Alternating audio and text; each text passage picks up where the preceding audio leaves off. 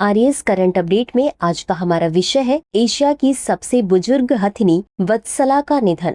हाल ही में मध्य प्रदेश के पन्ना tiger reserve में हथिनी वत्सला का निधन हो गया है। बता दें कि यह एशिया की सबसे बुजुर्ग हथिनी थी। अनुमानों के अनुसार इसकी आयु 100 वर्ष से अधिक बताई जा रही है। अब जान लेते हैं हथिनी वत्सला के बारे में। हथिनी वत्सला का जन्म केरल के नीलाम्बूर जंगल में हुआ था। वर्ष 1971 में करीब 50 साल की उम्र में उन्हें होशंगाबाद के बूरी अभ्यारण्य लाया गया। इसके बाद वर्ष 1993 में वत्सला को पन्ना टाइगर रिजर्व में स्थानांतरित कर दिया गया। अब जान लेते हैं पन्ना टाइगर रिजर्व के बारे में।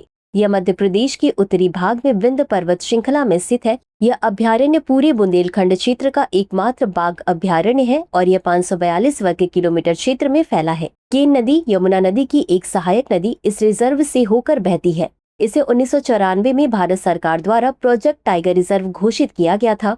इस अभ्यारण्य में 2000 वर्ष पुराने शैल चित्र भी मौजूद है। इस अभ्यारण्य के आसपास का क्षेत्र विभिन्न आदिवासी जनजातियों का निवास स्थान है, जिनमें से प्रत्येक की अपनी विशिष्ट संस्कृति और परंपराएं हैं। बैगा और गोंड जनजातियां इनमें प्रमुख हैं। यहाँ की प्रमुख वनस्पति शुष्क पर्णपाती वन है, जिसके बीच बीच में घास के मैदान भी पाए जाते हैं। इस अभ्यारण्य की विशेषता उसकी टेबल टॉप स्थलाकृति है, जिसमें विस्तृत पठार और घाटियां पाई जाती हैं। इसी के साथ अंत में देख लेते हैं आज के अभ्यास प्रश्न को। पन्ना टाइगर रिजर्व के संदर्भ में निम्नलिखित कथनों पर विचार करें। 1. यह मध्य प्रदेश के उत्तरी भाग में विंध्य पर्वत श्रृंखला में स्थित है। 2. केन नदी यमुना नदी की एक सहायक नदी इस रिजर्व से होकर बहती है। उपर्युक्त में से कौन सा या कौन से कथन सही है या सही है? A केवल 1, B केवल 2, C 1 और 2 दोनों, D न तो 1 और न ही 2। इस प्रश्न का उत्तर कमेंट बॉक्स में जरूर दें। अभी के लिए बस इतना ही। धन्यवाद।